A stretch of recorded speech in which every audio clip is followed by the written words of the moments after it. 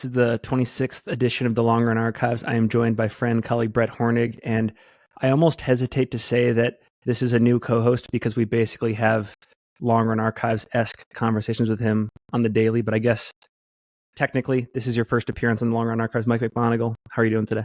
Doing great. Excited to chat with you guys for a little bit. I love these episodes. And Brett, how about you? Dude, I'm doing good. I'm really nervous for this episode because we always have such great conversations, and I just hope that when we hit record, we fall into our groove, and it lives up to the internal hype. I think I had the same feeling a little bit, Brett. Actually, yeah, I think it's like pre-race nerves where I'm just like, man, I really hope I nail this. That's a great way to put it. I think I was feeling the same thing without actually verbalizing it. Yeah, how many times did you poop today? They weren't good ones. Is he pre-race nerves? They were like Finn's poops before he does a workout with me. Yeah, exactly. Well, I wasn't nervous precisely because I thought that you guys were not nervous, but now that you're nervous, I'm nervous. So Finn's gonna start fumbling his words and messing up all the talking points. Okay, this is the first thing we'll talk about, and it is it's the latest controversy, I suppose, in ultrarunning. It's the latest one, at least from the most recent news cycle. But it was reported, or it was resurrected on social media a few days ago, that a runner whose name I might mispronounce here, Ferdinand Arrow, is Arrow? It's French, so you're definitely pronouncing it wrong, but I don't know how to pronounce it correctly. I'll say Ferdinand for the sake of the rest of the conversation. A really strong runner in the race, Ferdinand, goes off course and also receives aid during the race. And based on that combination of errors, he is assessed a 20-minute time penalty that moves him from 10th place to 14th place in the race. The precise details are he left Bumblebee without a water bottle and fluids. Later on, he misses a turn, briefly travels off course for about a quarter mile before reconnecting with the course. Importantly, does not retrace his steps back. Later on, at a non-crew aid station, Gloriana, he receives what appears to be unauthorized aid. Although I guess it's later learned that he takes a bottle from his crew, but then he leaves the aid station without using it. He sort of drops it and goes on. Another athlete in the race sees this happening. They bring it to race director Jubilee Page, etc. Apparently, it's sort of handled internally. The athlete that brought it to the race is also sort of notified of their thought process and how the decision-making transpired. And sort of nothing comes of it. For the last 3 months, I know I wasn't even aware that the incident happened. Brett, I know you have some color on this, but it was resurrected because the same runner that brought the issue to the race back in February made a post a couple of days ago essentially saying, I wasn't going to bring this back up, but I heard of categorically similar actions taking place from this runner at the Canyons 100 mile in late April.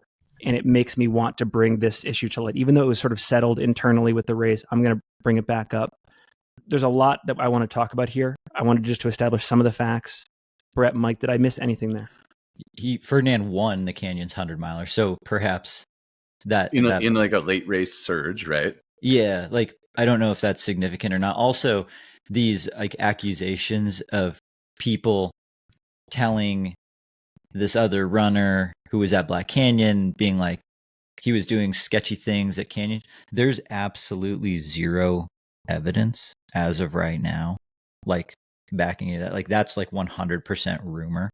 What happened at Black Canyon, there's a little bit more facts there, but even then there's still a lot of he said, she said that happened. Okay. Let's see. I think that's all I have to add for. Well, you were there, Brett. You were one of the few people that was an eyewitness. Yeah, I was a mild eyewitness. At the time, I didn't know there was anything I didn't know if Ferdinand had gone off course and then gone back up course because reading. So Aravaipa. Oh, I guess that's another. Aravaipa also published a statement shortly after this Instagram post came out 2 days ago, saying this is full transparency what happened from our point of view, and this is what we did. Yeah, it sounded like Ferdinand missed a turn. Potentially, they said in the Aravaipa write-up, they said he asked a sheriff because he got to a junction, and the sheriff was like, "Oh yeah, you're good," which we have to take Ferdinand's word for that that's the conversation that actually happened. I doubt they actually asked that sheriff, like, did you see a man off course and what did you say to him? But also, and everyone's like, why don't you just retrace your steps? It's like, one, he didn't know when he left the course. And when you look up the hillside, you see like flagging and runners there. Like, I can envision the moment of panic where you're just like, oh shit, I got to like pop back up to the course right there. So like, I can understand like that mess up there. Like, that was a mistake by Ferdinand's, brain, but like, you're also like 25 miles into an ultra, like you're tired. Yeah. He thought he was on course, realized he wasn't, doesn't return the way he's supposed to. And then I didn't realize that was after Bumblebee as well. So like all of this happened in like a couple mile span. Mm. Is that right? Was he without his bottles when he was off course? So okay, so this is where I've heard different things. So like the report that Aravipa put out said he left Bumblebee without bottles. Like, he forgot to grab bottles from his crew. And then his crew tried to give him a bottle at Gloriana, which is like 3 miles or 4 miles after Bumblebee, but it's not a crewable aid station. It's like the one aid station on course where they're like, tell all the runners, like, don't F with that one because it's like very small. And that's where I was. I was posted up like 50 meters past the aid station for the live stream. And I actually remember when Scott and Ferdinand went by, I went back and looked on the live stream, like the archive, to see if my talking was going on at the time, but it was like when a lot of the lead women were making their way to like through Bumblebee and to Gloriana. So it didn't make the coverage. I'm sure it's like exists somewhere deep down in the, I don't know, Aravipa basement. But I remember saying or hearing when they went by, like Ferdinand like yelled at me like, I have no bottles. And I was like, oh, that's significant news. Like, not a wise move. And then I remember looking and like, he had no bottles leaving Gloriana. So then he, as far as I saw, like he didn't have any aid. And like what I had heard too was that he lost his bottle. Like, he had one bottle from Bumblebee and he lost it. According to this other Instagram post of the runner that was next to Ferdinand, he said that Ferdinand's crew like walked up the course to try and like hide him a bottle. And then the runner was like, hey, you're cheating. And then Ferdinand was like, oh, my bad. And then like dropped the bottle. Ooh. There's no way of knowing if any of that's true or not.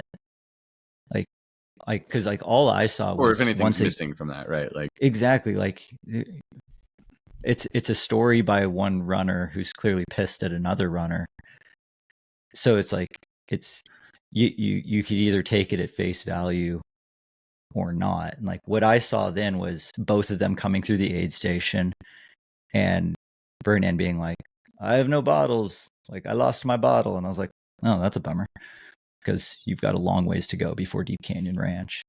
What's interesting though, I think, about this whole thing is it's not really my impression from the interactions that have been happening on social media. People aren't really upset about, and including the original complaint that stirred all this up. Like, the complaint isn't really actually that directed at Ferdinand. It's actually more directed at Aravipa. And the issue is more the issue that the community seems to be holding with this whole thing is more so about the course deviation than it is about the potential illegal aid that occurred. Yeah, people are saying the question isn't really so much of like, did Ferdinand do something illegal and or deviate from the course? It's like kind of assumed that he did at least one of those things. I think it's fact that he did at least one of those things. But the issue that was mainly called out and that people in the comments seem to mainly be upset about is that Aravipa had a rule in the course guide that any deviation from the course will result in disqualification, point blank. And Aravipa decided to adjudicate this. Also, I don't like using Aravipa blanketly to describe this because it's a very large organization and there's different race directors, I feel like, at each of these events, and all these, any decision, like, and there's different rules for different races because like Black Canyon is a closed course, apparently. So I guess we should say presumably Jubilee, the Black Canyon race director, adjudicated this situation after, like, sort of on site that day, and decided on an outcome, a time penalty that contradicted the black and white of the rule book. Mm-hmm. And I think is what the community seems to be most upset about, and that seemed to be what the initial Instagram post stirring all this up. Yeah, that's one comment I have. The other comment is, actually, I have two other comments. One is, I think this has already gotten too much airtime. Agreed. I don't know. What else are we going to talk about? We're still going to talk about it, though. Yeah. The Golden Ticket racing season is over. We're just waiting for people to post their Strava. A good time. Yeah. That's true. I learned from, and I just pulled it up again, the initial post that stirred everything up here. Yeah. I learned from that post that there was any question about Ferdinand's behavior or route following, like, integrity at Canyons 100 Mile. I learned from this post that there was any question about that. And I learned from this post, and I'm looking at it right now, that, quote, Canyons, like the Canyons and UTMB issued a statement that, quote, clearly clarified, end quote, that the athlete did not deviate from the course. So, like adding that second Canyons part was completely and utterly unnecessary. Like, he taught me that there was an issue at Canyons, and then he taught me that the issue was, like, resolved, completely resolved, / non-existent. Yeah, non-existent. Yeah. Yeah, and actually, Mike, you reminded me that I forgot to mention that when I was kind of outlining the facts. But for people that are trying to follow this, the big headline here on social, what people are kind of, the camps that they're kind of falling into are, should Aravaipa have stuck to the letter of the law that is very, like, clearly in their rule book around course cutting, or were they right in sort of taking this, like, lenient subjective interpretation of the situation, and instead of maybe revising or updating things after the race and applying the letter of the law to this runner, was it okay for them to make sort of like an exception here? So, like, that, if you go to the comment section of these, a lot of the debate is around that. And we can get into some of the crazy ones too, like in the post that this athlete makes on social media, when he starts to reflect on possible motives here. I think this is a really interesting debate, but this to me seems ridiculous. The athlete says that one of the motives here could be protecting sort of the welfare of the Aravaipa racing team, that this runner was on the Aravaipa racing team and they wanted to, like, to some extent, like, keep this runner in contention, uphold the integrity of that team. And they were sort of playing favoritism. There was sort of like a nepotism, favoritism type thing. I don't really know how that's applicable. I don't know the extent to which Aravaipa is really trying to match their team against Nike or Adidas or Hoka. Like, I'm not really sure that is actually a game that they're playing. Is that so? Now are we making the assumption that if Ferdinand wasn't on the Aravaipa racing team, he would have 100% gotten DQ'd? I think that seems to be the underlying assumption. Like, absolutely not. They weren't DQing anyone right there. I mean, I got to, so when I was at the finish, was it? Yeah, I was at the finish line the next day. That's what it was. They were trying to figure this whole thing out pretty much because, like, during the 100 carry, there's stuff going on for like 18 hours. So it was mostly the next day they were trying to get it resolved. I got called to the finish. Like, it felt like I got in trouble at school, like, over the loudspeakers at Deep Canyon Ranch. They were like, Brett Hornig, please report to the finishing area. And I was like, oh, I did something wrong in the 50K. Did you get called to the principal's office a lot as a kid? I mean, enough where when I heard that, my, like, you got triggered. Like, my heart sank low, and I was like, oh crap, what did I do? And then they were like, they told me, like, this is what we have heard has happened. What did you, like, give us, like, basically testify, like, testify your eyewitness. So I just told them, I was like, yeah, this is what I saw, and this is what happened. And then they were I remember they were, like, actively assessing what they should do because they'd never come across this situation before. And they were like, do we need to disqualify? Like, as of right now, Ferdinand's sitting in 10th. It was mutually agreed upon by everyone there that didn't seem right. Like, top 10 at Black Canyon, that's a big deal. And if he's sneaking into 10th and there's, like, 2 infractions on his card, whoever got 11th, that doesn't seem fair. Yeah. So then they were like looking at time penalties. We're like, well, if he does, if we bump this, then what?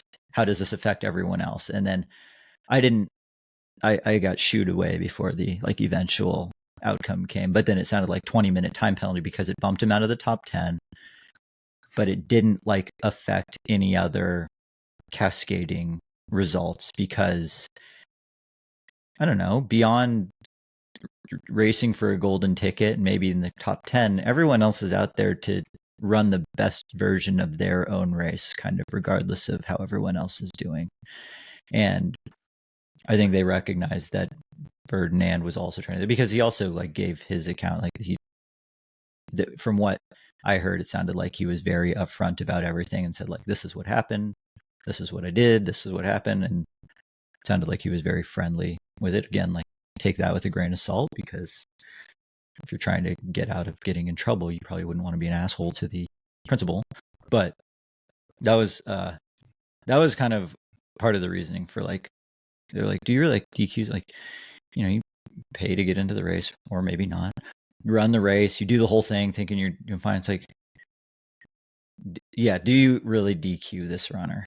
And then I think it's like, and that's how like we see this happen in like there's always something new that pops up in like every major ultra race, and then it gets fixed for next time because it's so hard to predict every single little problem that comes up in these races. And then it's like, okay, now this particular thing will never happen again.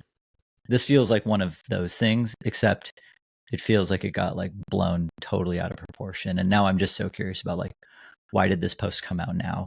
I don't buy the whole like era. Like, what's this runner have against Aravaipa as well? Because it just seems planted. I don't know. I'm suspicious. I'm a little sus about the whole thing. Yeah, to that point, that was one of the things that I found really surprising about this as it unfolded. And well, so first of all, I want to say that like it's very clear on Instagram that people were kind of fired up about this. Like there's a large portion of the ultra running community that seems to feel really passionately about this. And so like I don't want like my tone or our tone to feel too dismissive, because I understand that people are taking this really seriously. But I think like kind of what you were just saying, Brett, I think we agree that like it just doesn't feel like that big of a deal. Like I don't think the fact that he was an Aravaipa team member made any difference in the decision making. I think if he were in golden ticket position or podium position, like I think the decision likely would have been different. Mm. I also think that he probably should have been DQ'd. Honestly, like I think I disagree with the decision to just give him a time penalty, and like probably should have just been disqualified. But like there isn't really a material difference for Ferdinand getting 14th place at Black Canyon 100K and getting disqualified at Black Canyon 100K. Like in his resume and his result, like the guy races a ton. He's a really good runner, but he's not like an elite sponsored runner doing this for a living, I don't think. Yeah. We're not talking about Hayden or Caleb or Jim here. Yeah. Like he's not like a financial loss. I have a lot of faith and confidence that had this course deviation and or illegal aid impacted a golden ticket or a podium position or something like that, the decision would have been different. Either way, it still might not have been a DQ, but it would have been enough. Again, like they punished him enough to move him out of the top 10. Because like you said, Brett, like top 10 at Black Canyon 100K, that means something in like the contract world, the sponsorship world. Mm-hmm. Like that means something, but 14th at Black Canyon doesn't means almost nothing. Like it's virtually the same thing as a DQ, especially for someone who races as much as Ferdinand does with solid results. But yeah, so anyway, I don't want to be dismissive of like what is clearly a pretty emotional response in a large portion of the community about this, but I just like don't think it has a material impact. And I just think it's an example of Aravaipa just treating someone like a human, and it like doesn't really make it like, I think they would have made the same decision if this was affecting like 170th place versus 14th place. Yeah, because there was that weird, like you saw some weird sort of like populist arguments in the comments where it was like, if this was a runner who was in the 99% or whatever, like Aravaipa would have just cast them aside or, harshly applied the letter of the law to them which or again, giving them a 0-minute time penalty because giving them a 0-minute time. Yeah, and I think sure. I think I agree with you, Mike. I think it sounds like just based on the facts of the situation, a DQ made the most sense. Where I got frustrated and mad, and again, like my bias is like I'm an Arapipa fan. I'm a huge Jamil fan. Like I consider him a great friend, but I don't see any reason to call into question Arapipa being a good or a bad faith actor here. Like I think you just said, like they were just trying to be humans in the situation, and it's just it's like I'm sure one of their first case studies of this happening, and like they say in that news report or the press release that Jamil put out, like they're going to learn from it, like they're going to adapt and move on. And yeah, so like I think it's okay to be like pro DQ in retrospect, but also be like this stuff about like the 1% versus the 99%, or like this conspiracy around the Arapipa racing team. I think like I got to draw the line. Like that's just bullshit. So I think the prevailing sort of issue, the prevailing issue that people take though is like rules are rules, right? Like that's like something you see in these comment threads a lot, right? And everything we just said, like people might agree with, but what people are upset with, the people who are upset, it's largely that rules are rules. They had a rule, they changed it mid-race, they changed it after the fact. And then layer on top of that the fact that it's an Arapipa team member, and it makes it look like this nepotism sort of really biased decision, like favor.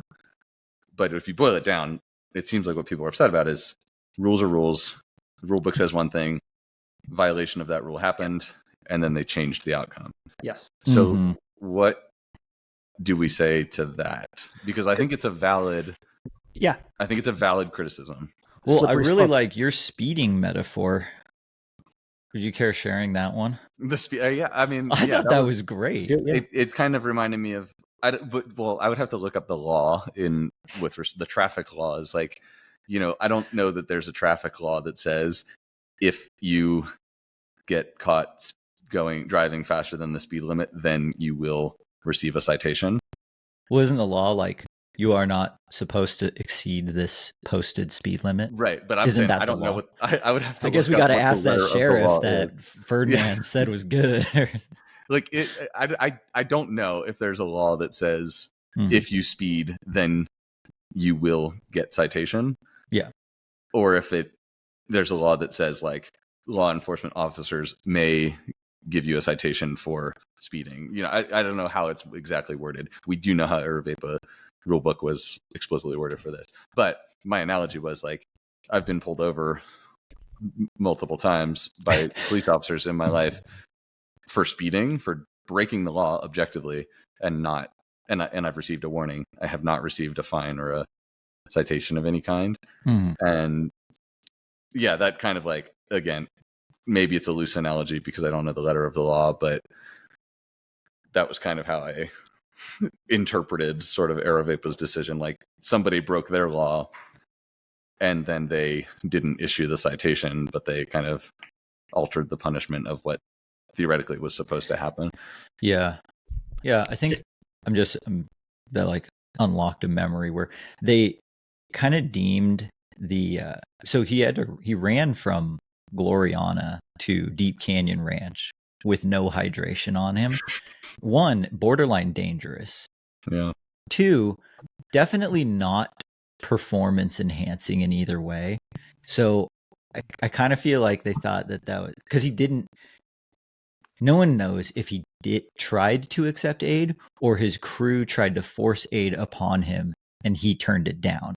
Because if that's the case, then good on Ferdinand, bad on his crew. But like the crews, they're volunteers. They're just helping him, right? Like it's not professional crews. That seemed like punishment enough for that particular infraction. So then it's like kind of like you had said, it kind of then goes back to the course deviation of like, yeah. And then I think a lot of it comes down to like malicious intent or not for that. But yeah, it's messy and it's kind of dumb. Let me read this quote from the press release because it's interesting in terms of how they move forward with this. Jamil says, quote, "We realize we likely need more nuance in this rule and have since updated the language for future editions that time penalties or DQs may be enacted at the discretion of race management to allow for more nuance and an assessment of the situation, end quote.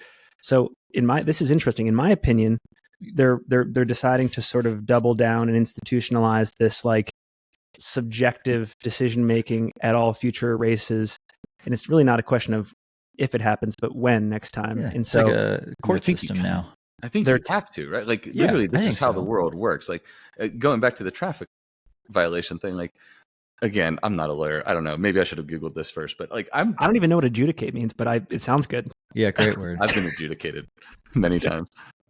There's those are other stories. There's another thing I was thinking though is like there needs to be nuance and room for discretion in this kind of rule, right? Because like to take it to the extreme, like there's not a law, I don't think, in the United States that says like if you murder someone, then you go to jail for 35 years, or like everything is left up to sentencing. Like a jury and an investigation and the discretion then of a judge and a jury, right? Like that's obviously kind of an extreme analogy, but like, even failing a drug test and the stuff. Yeah, even failing a drug test and running, it still goes to the court for like sentencing. Yeah. So I don't know. I think their revision of the rule, which again, that's getting a lot of blow. People are like, "Oh, cool! So now you could you just get to make like whatever you want. Like you got called out for this, and now you changed it to your favor." It's like, no, to the person who's complaining, wait till you go off course, but you're bonking and you panic and you're dehydrated and you see flags, so you go straight to them because you don't know when you left course. Someone sees you, calls you out on it. You tell the race director what happened, and they're like, we'll give you a 20-minute time penalty, so that way you're not DQ'd. And now you're thankful. I saw some comments like, oh, so now I know next time I run an air vapor race, I can cheat and I'll just get a 20-minute time penalty, so maybe it'll be worth it. See, that's malicious. Exactly. It's like when you play the parking ticket game. Oh, what yeah. game? I've never lived in like a big city, but I have friends who live in New York City, for example, and if they have cars, they run the math on, whether they should get like one of those parking garage passes or just like risk tickets. Yeah. And I think one guy decided that it kind of depends on the month, but it's actually more cost effective just to accumulate like an average of 2 tickets a month than paying the parking garage fee. Mm-hmm. There you go. Worth it to just cut a couple minutes off the course here and there. Yeah, true, but like don't like well, it's hard to cut more than that much off like the Black Canyon course because it's point to point and it's like a pretty straight line. But that's besides the point. Like 2 more hopefully really quick thoughts on this. And I have one question for you guys too, so go ahead. So one, and this is going back to something that you mentioned earlier a little bit, Brett, but like one thing I was really surprised about out of all this is I've kind of always thought that if anything, Aravapa as an organization almost had like kind of a weirdly devout following. Like if anything, like I've always respected Aravapa enormously, and I think they put on amazing events, and I think they have some very professional race directors and organizers. But like there's always kind of been this like it's been my impression that there's this sort of like really enthusiastic specific Aravapa following. Mm-hmm. And it's kind of always been my impression that it's just like this organization that everybody really loves, if not loves like a little bit much. Yeah. And I was really surprised now as these comment threads have unraveled to see it like apparently there's like an underground of people who like kind of hate Aravapa. And I'm curious if you guys if you relate to my first statement there, and if how you kind of react to this sort of people coming out of the shadows here that apparently are large in numbers and sort of anti-Aravapa. Yeah, it's like, were these people always anti-Aravapa?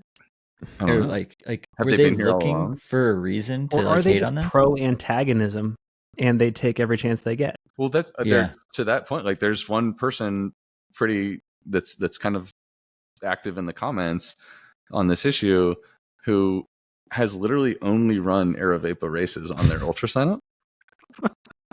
And they were like, F you, Aravapa? Yeah. Like the person I'm thinking of has 12 results on ultra signup, all Aravapa events. But so they're clearly voting with their dollars, but saying something else.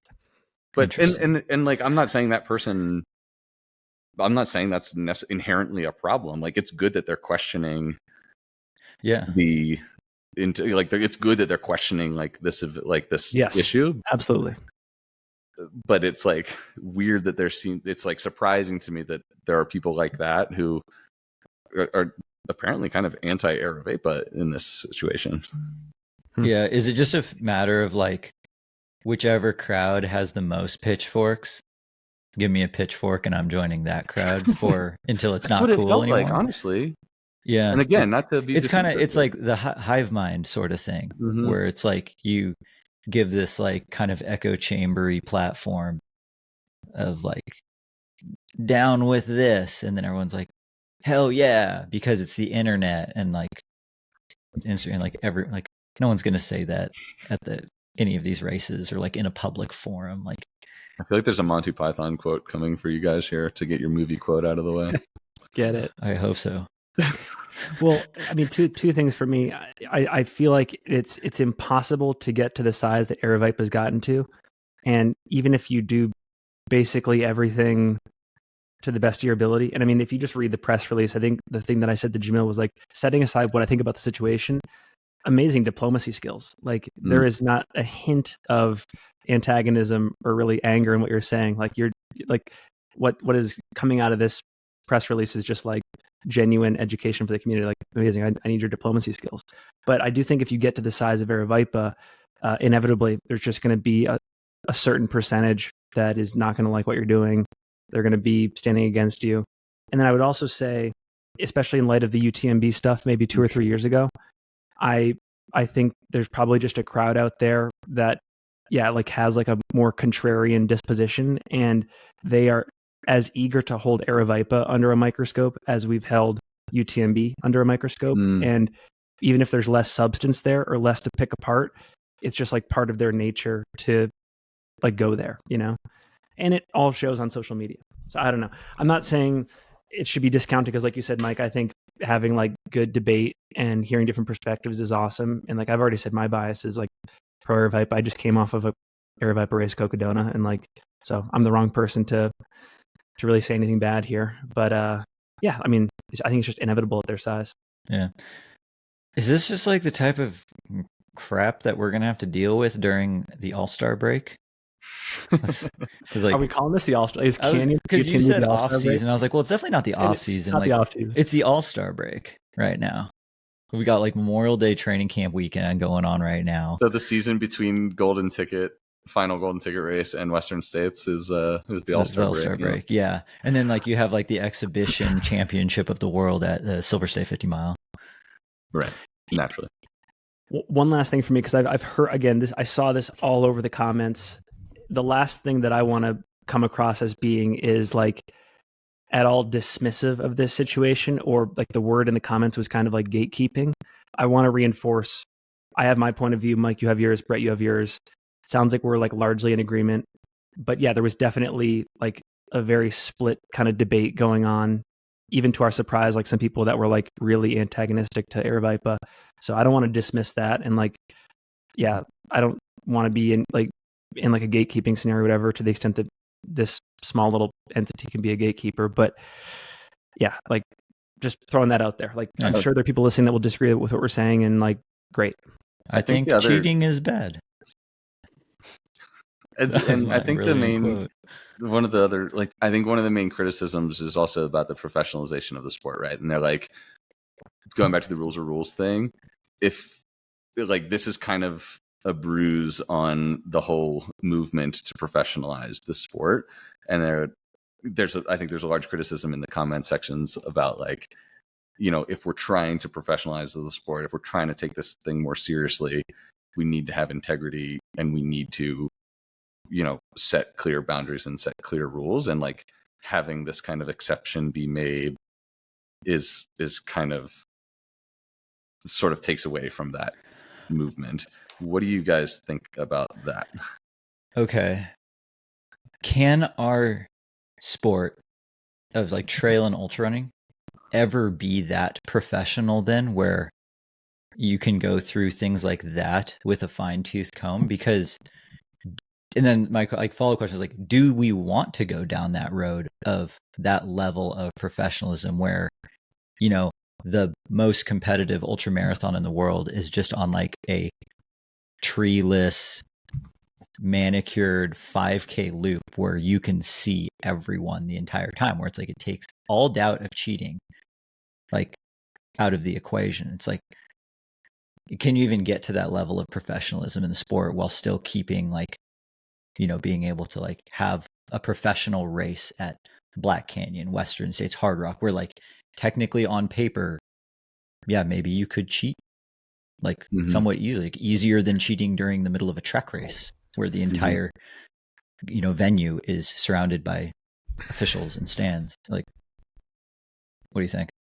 I just think that if this is one of the biggest examples of like a roadblock to professionalization, we're in an amazing place, because like the contrast is the world of cycling, where they're hiring pizza delivery guys to deliver EPO to the team doctors. You know, like by pizza contrast, delivery guys. By contrast, like our sport is, we're doing fine. Like this is such a fixable, like fleeting moment. By contrast, like institutionally, we are totally sound right now. That's like a good pineapple point on pizza, but have you tried EPO on pizza? I don't think you actually get the EPO administered via slices of pizza. No, just sprinkle it on top, right? I don't know. I've never had EPO pizza. Sure you haven't, Brett.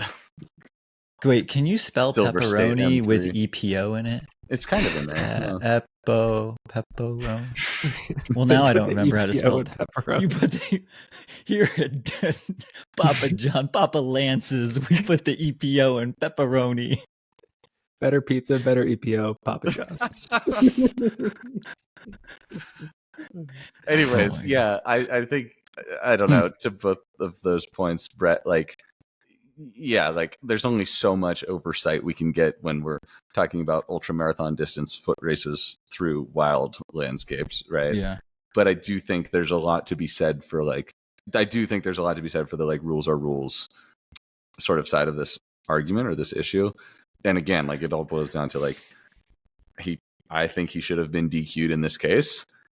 I'm just not that upset about it, because I don't think it affects the professionalization of the sport, because the ultimate result was he finishes in 14th place. It doesn't impact anybody's, like, I think that's like, I was talking with Leah about this the other day. Like, I realized that when I think about the professionalization of the sport, I care about the professionalization of the pro side of the sport. I don't care about the professionalization. Like I kind of want it to impact, like if it impacts contracts, like professional contracts or prize money, golden tickets, or, you know, like anything to that effect, prize, like podium finishes, top 10, whatever. Like if it affects those things, like the professional elite side of the sport, yeah, I want that to be professionalized.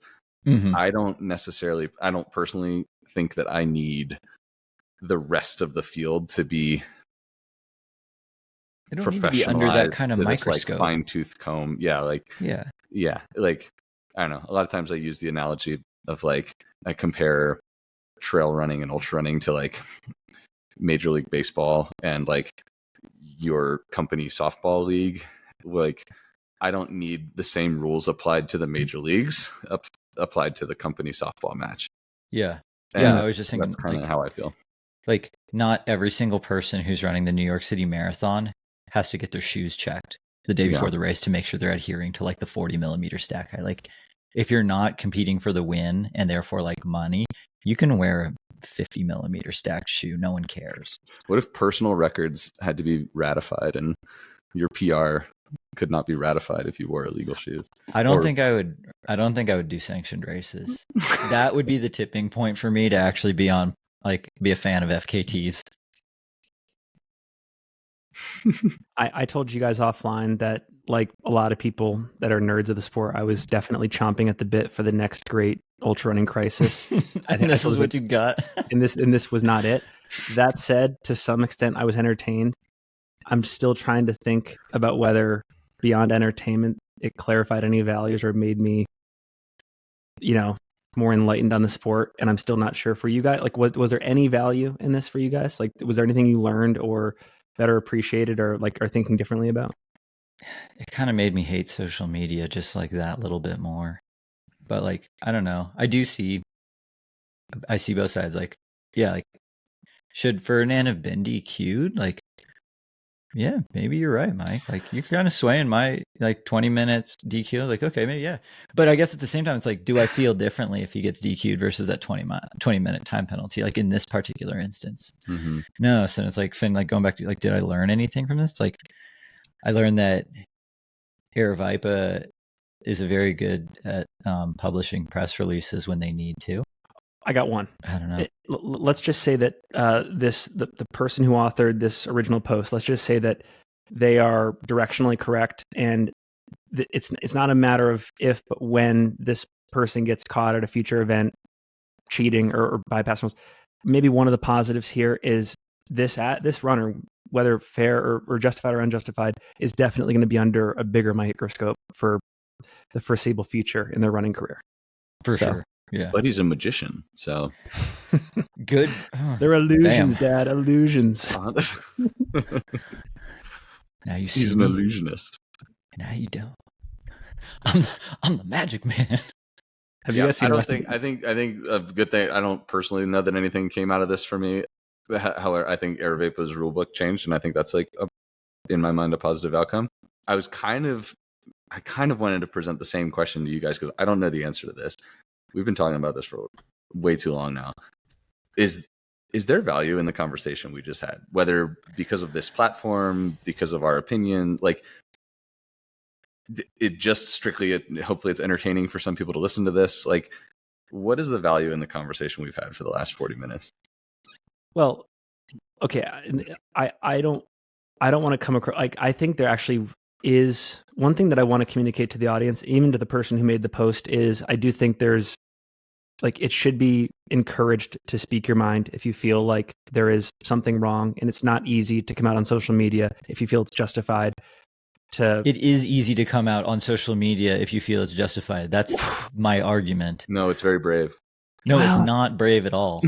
It's easy, just like it's easy to comment on social media. It is easy to press. It is easy to, like, physically, technically press publish. Yes, like to get your message out there to the world, it is easy. But like from a courage standpoint, I mean, yeah, like again, if you truly believe that there's a wrong out there that has not been righted or properly addressed, I do see value in this example of like bringing truth to power or whatever, like keep enlightening us on what's going on behind the scenes that we're not aware of. Like, I guess I do hope that if there are other people out there that have a strong position on something that hasn't been fixed in our sport or needs to be fixed, like come out of the woodwork and let's see if it has merit, Yeah. So, and send at Run Singletrack a collab invite on your post.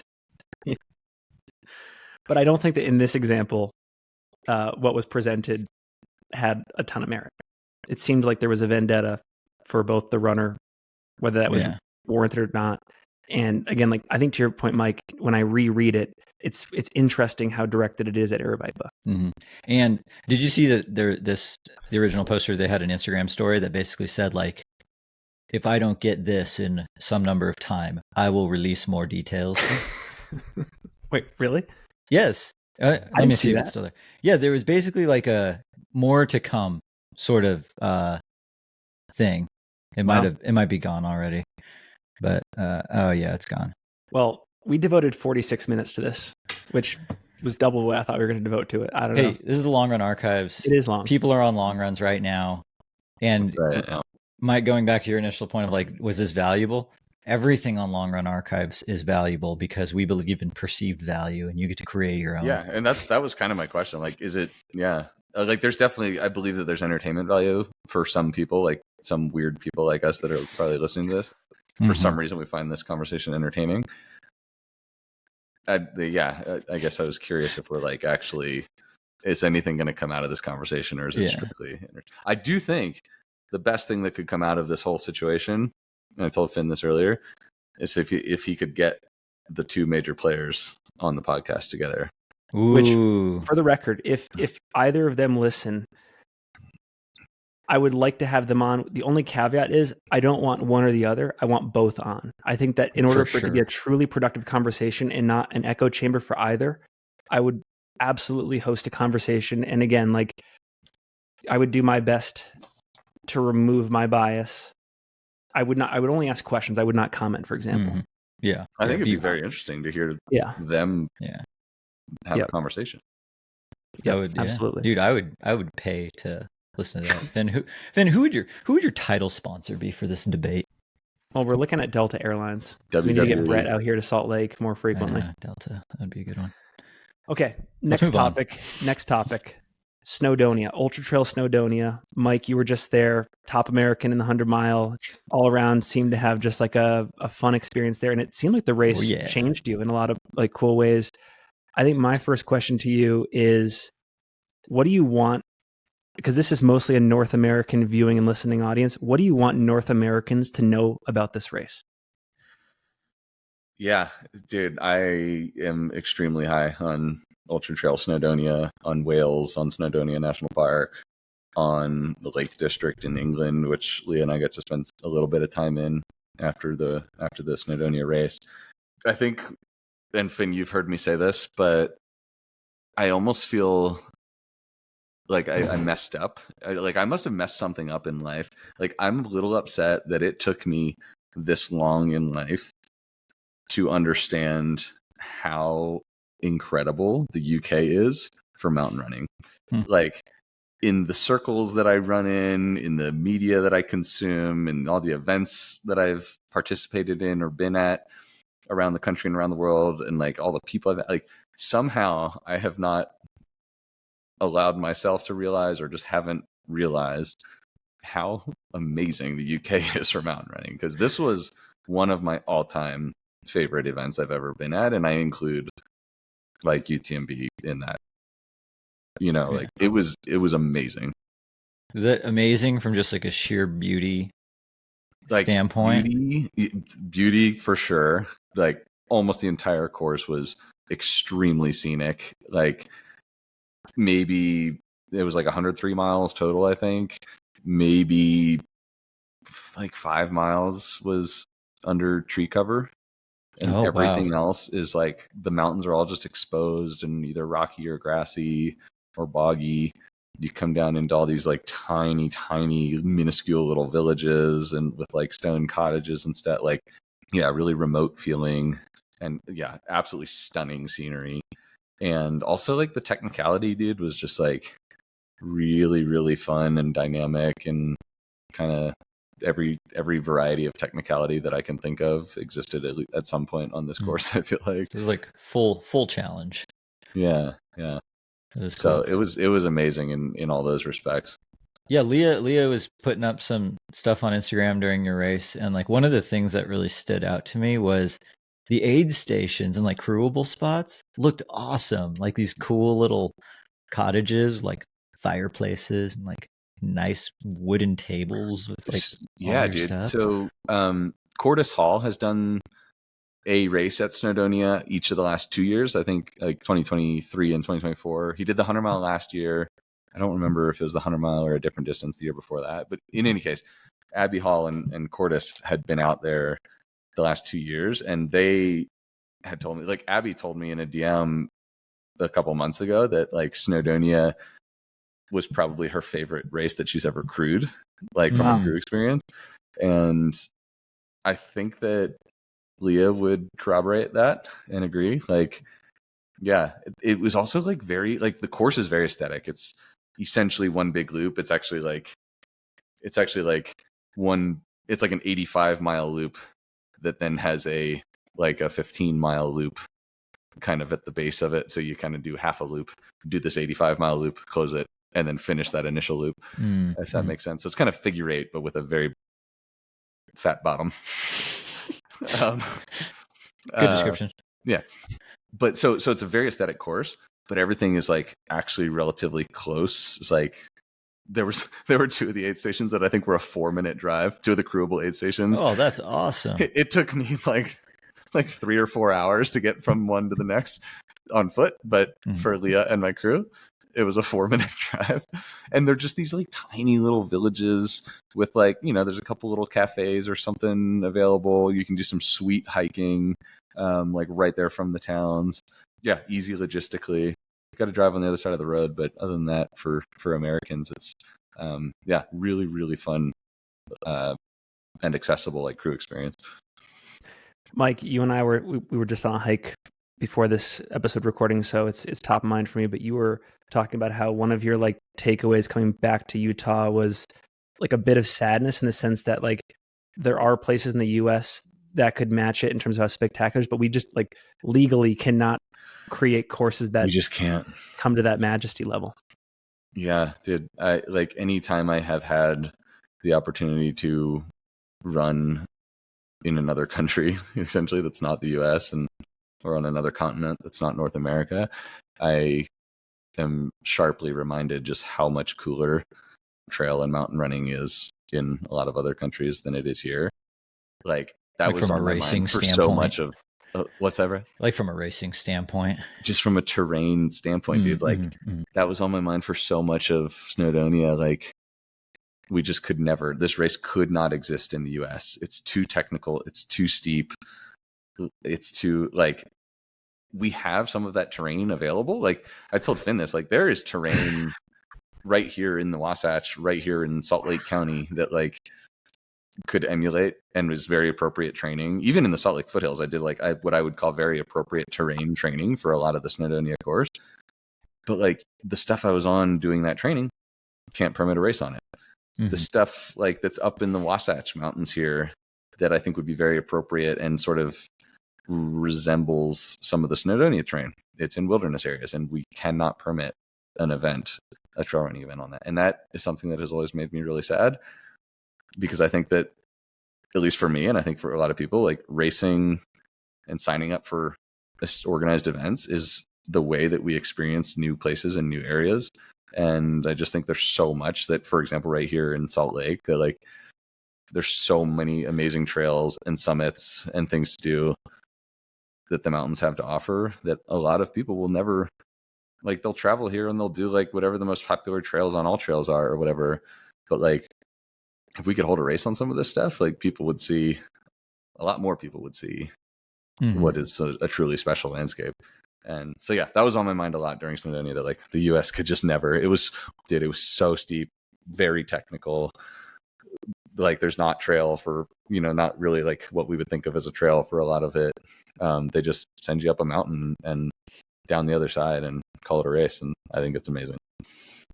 It's okay. This is like a classic Long Run Archives thought as a result of what you just said, but I think it's pretty cool that us three on this recording are more or less like fully dedicated, committed to the sport. Like it's basically our professions. And one thing that I think about a lot, because like we put on some events, we do the podcast, all that kind of stuff, race coverage. Like if you were truly thinking pie in the sky and your entire like work focus was around like, how could I do the most amount of good for the sport? Like what project should I take on that would, even if it like outlives me, like literally like it's something that you would do for like 2-3 generations ahead. I think one of the projects, I don't even know if it's possible, but like, could you just dedicate yourself to trying to amend or overturn those specific rules in American law? Is it to make it so that we could like permit these places? Like even if you knew it would take 60 years, could you like just start it right now? Like get on that lobbying train, like dedicate your life to it. I think that'd be kind of fun. Dude, that sounds like zero fun to me. I'd be too scared to try.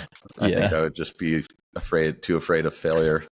Like, are we saying it's impossible because we just like have truly looked at it? Or is it like, actually, if you did like a certain type of like lobbying campaign, like things could change in 10 years and we'd be opening the floodgates just for trail running events? I mean, I like Finn, you know this, that I have attempted over the years, essentially to my wit's end, to put on and permit an event, a race that I think would be worthy of representing the Salt Lake area and traveling here to experience.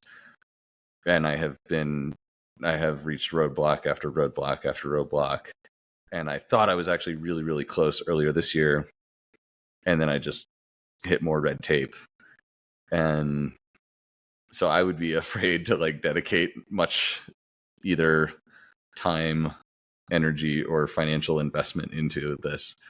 But like ultimately, yeah, enough money will buy anything, right? So like if there's somebody who's rich enough to actually lobby with the right people to change U.S. Forest Service like wilderness laws, then yeah, for ultra trail. But some people might argue that that's not a good outcome, right? Like some people might think a race would be detrimental to a wilderness area, so-called wilderness area as defined by congressional mandate. Yeah, because how can it be guaranteed that you would do it responsibly? Right.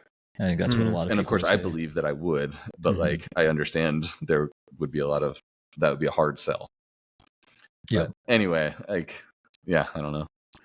But for the time being, go race Ultra Trail Snowdonia. Oh my God, dude. Seriously, it was all time. Like by far the hardest hardest course I've ever run, but also one of the most beautiful and one of the most fun for sure.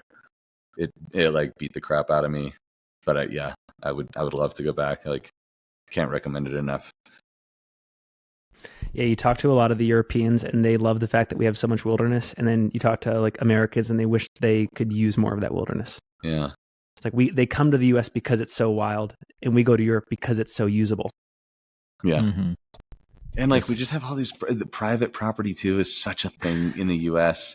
And then you go to like you race in Europe or somewhere and like you're literally on a public trail that like traverses an island or loops a mountain or whatever, and it goes through somebody's what we would call in the US yard. Like you literally will like hike or run right past somebody's living room window.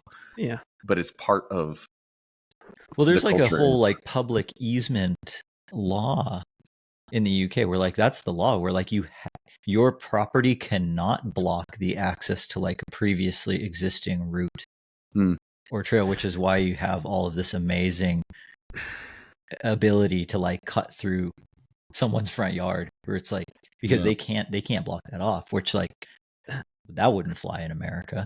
No, it's when we were filming with Jasmine back in January for this Barkley movie, we parked at this like quote unquote trailhead and we were going through like farmland, people's backyards, like what are we doing? And she's like, oh, there's no such thing as trespassing in Scotland. Like they have a right to roam law. That's what it is. Yeah, the right to roam. Right to roam. I love that, dude. Yeah. And I was like, oh, I want that on a patch or something. Dude, right to roam. We should get right to roam badges. Then when somebody flexes their private property on us, just flash your right to roam badge. Yeah, I can't even think of like my quick pitch of like flashing the badge. Like, no, I'm good. And they're like, okay. Dude, they would lower their weapons. I guarantee it. Yeah, totally. It's okay. I've got a right to roam.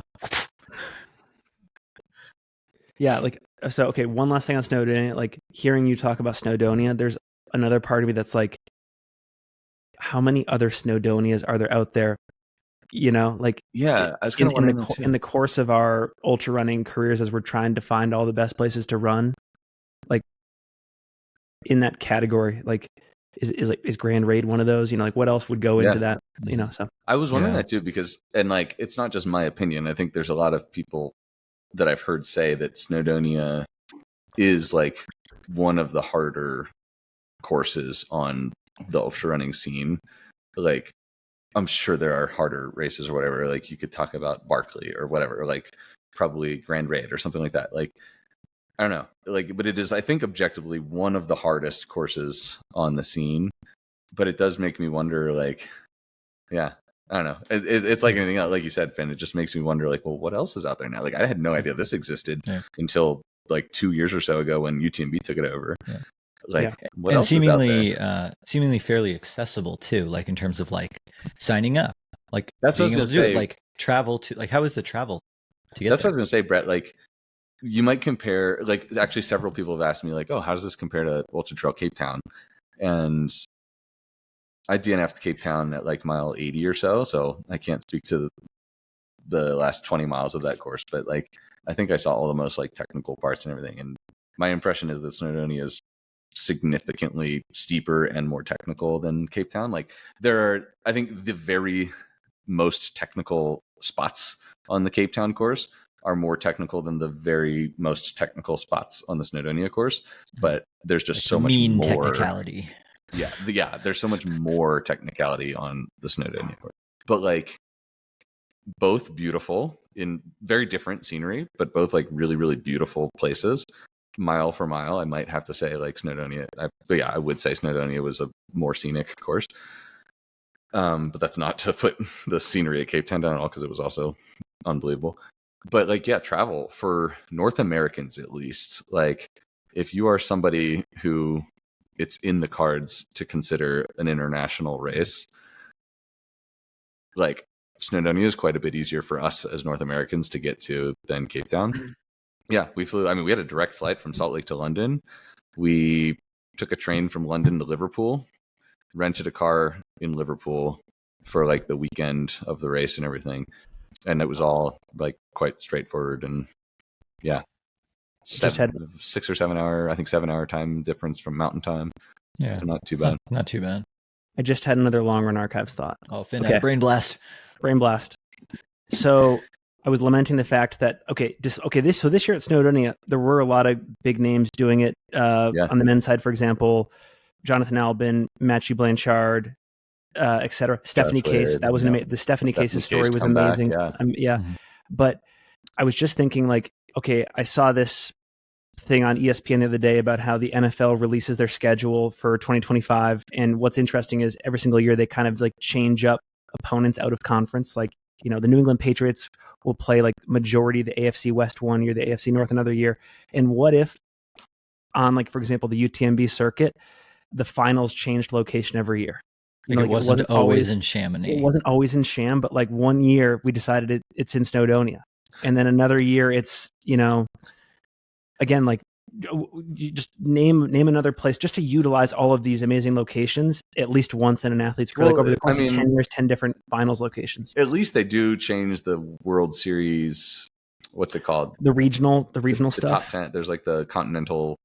Like the World Majors. World Majors things, yeah. They at least change the majors race each year, right? Like I don't think that every 2 years. The finals away from Mont Blanc, dude. But what could we do competitively to have these athletes have, like, if we think it's valuable, like more variety in like their in the venues over the course of their careers? Like you're not, like, as a professional, you don't end up just racing UTMB. Recycling Western and UTMB every single year. Yeah. I would like to think that it's just a matter of press and word of mouth, like the word getting out there, right? Like kind of like if you want to be a sponsored athlete, then like do everything you can to be one of the best runners in the sport. If you want to be like a hallmark event on the competitive racing scene, then like do what you can to be one of the best events in the sport. I'd like to think it's as simple as that. And like, just as more people go to Snowdonia and realize how awesome it is, like that just sort of organically increases the demand and the competitive demand in it. That's what I would like to say is the answer. Yeah, I guess that's kind of how UTMB got its start, and it was like a badass route that people then wanted to go and do. I guess, like, Finn, to play devil's advocate to your thought of like moving the majors around, like what if like me for the last like 7 or 8 years has been working towards finally getting to like really throw down at UTMB, and then all of a sudden they announce like it's on a rotating schedule and like UTMB won't be the major for like 8 more years. I'd be so pissed. Now, because now it's like it has been set that it's like the major, the world, whatever they call it, every single year. I feel like it's almost been that for so long. It's a hard one to change. It is interesting that in our sport we get attached to the venue, whereas like in football it's just the Super Bowl because all of the domes are the same, right? Like whether you play in New Orleans or in Dallas, Texas, like it's all the same. Yeah. I do wonder if Snowdonia, I don't know. I was happy to see that it got, I'd say, leveled up a little bit in terms of like the competitive field this year across each of the distances. I do wonder if it's like a little bit too far on the like spectrum of technicality and like toughness. And dude, a big caveat, by the way, like we had good weather, dry, sunny, clear skies. Oh yeah, I meant to ask about that. I honestly can't imagine that course in what would I think be considered more typical wetter spring United Kingdom conditions. A lot of people, that was like kind of talk of the town on the, like they activated the hot weather kit for this year's race, even though it was warm. It was like sunny and like 66 degrees Fahrenheit was the high or something like that. Like no. It did feel warm when there was no breeze and you were on a climb or whatever. But like, anyway, that's been the case now for 3 years in a row at Snowdonia.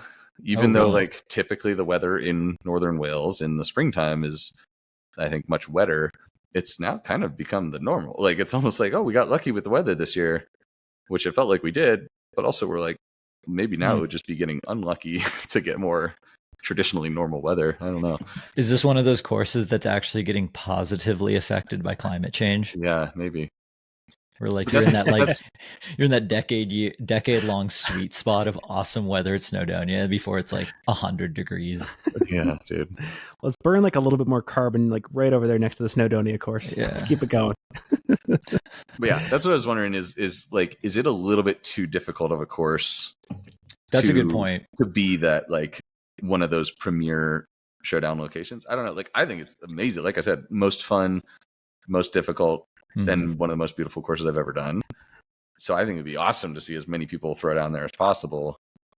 But is it like technical enough and steep enough and has the threat of nasty conditions enough to like kind of maybe deter enough people from making that like the key race on their schedule or a key race on their schedule?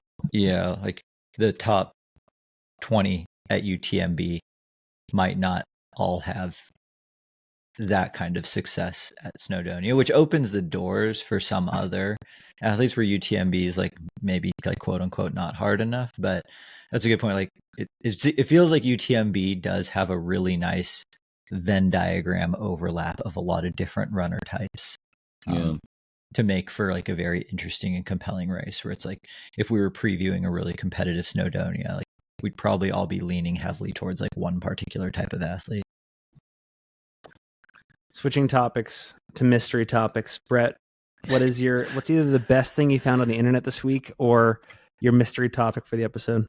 Okay, I didn't have a best thing on the internet this week, but I wrote down two, and okay, this one's got some good speculation. So, do you think we're in the middle of an era where we're actually going to see like more burnout or like DNSs or poor performances at the very top of the sport, because it's essentially like it's getting harder and it's like less fun to be a pro runner than it used to? And like my example is like going back to like, you know, you're like 2007 to 2012-ish kind of years where the formula was whoever could run the most, like kind of the medium hardest, was winning the races, and you just kind of had to do that, and it wrecked a lot of people. Whereas right now there's all these like different training modalities of like active heat training, passive like heat training. I might have just said the same thing twice, but all the different types of like threshold work, speed work, like gym work,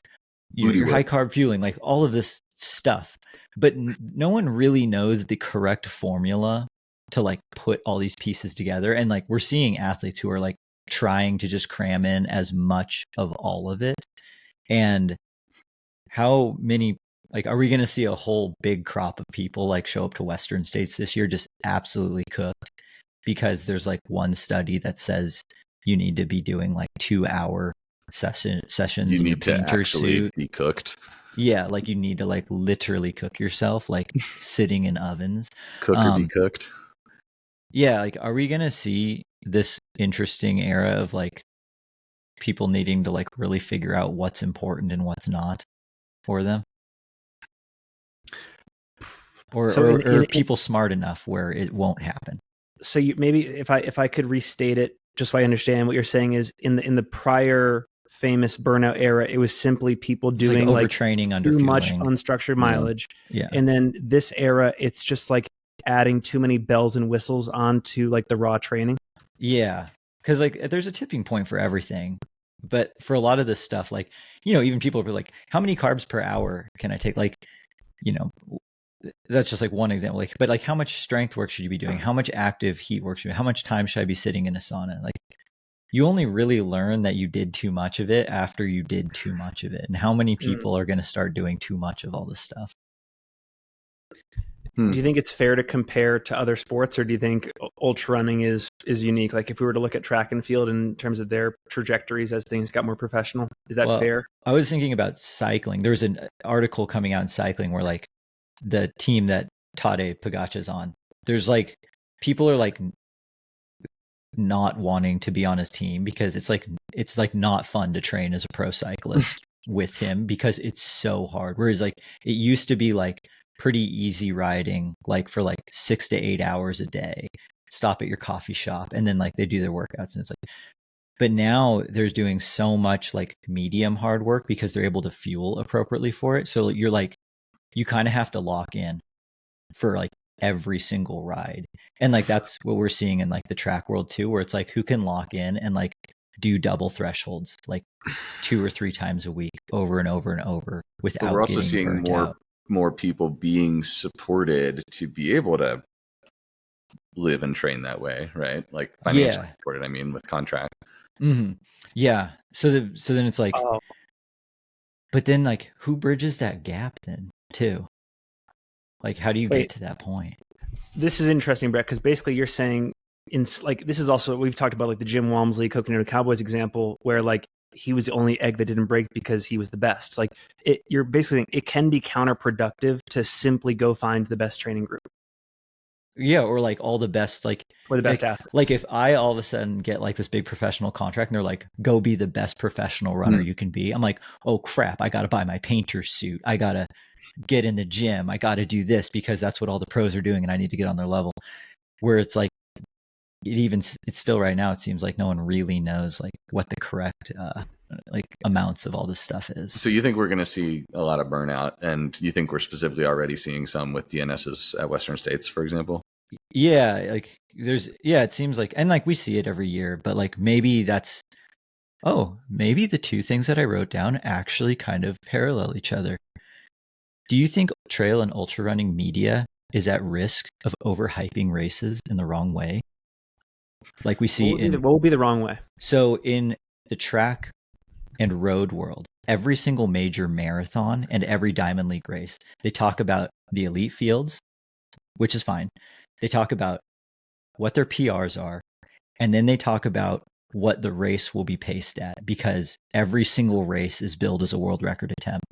And world records are really hard to break. So then ultimately when that race is not a world record, everyone's like, oh, that was disappointing. Whereas like it was probably still very impressive. Like, how does ultra running media not fall into that trap?